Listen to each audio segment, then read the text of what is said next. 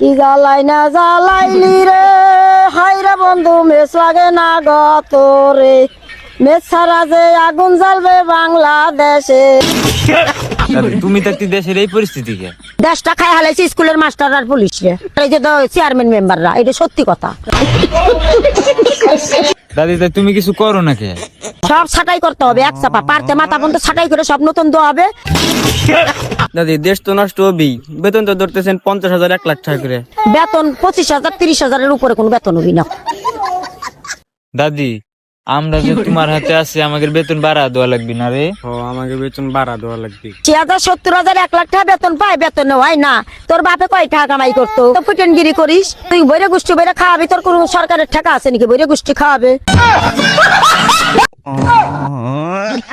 ছাটাই করে গভর্নমেন্ট যদি টাইট দেন স্ক্রুপ, তাহলে মনে কর যে ভালো হয়ে যাবে একবারে। দাদি, তোমার দেহে তো ওরকম মানুষ ভয় পাইতেছে না। আমি খালি ঢাকা পাড়া দেবো, রাজবাড়ি আর ফরিদপুর আগুন জ্বলবে, মানুষ জানে না তাই। টাকা পাড়া দিলে ফরিদপুর আর রাজবাড়ি আগুন জ্বলবি? দাদি, একটা গান হইনি তো আমাকে রে? ভালো দেখা গাও। কি জ্বালাই না জ্বালাইলি রে হাইরে বন্ধু মেস লাগে না গত রে মেস ছাড়া যে আগুন জ্বলবে বাংলাদেশে, এই কথা তো জানে না আমার পাড়ারই লোকে। দাদি, তোমার নির্বাচনের খবর কি?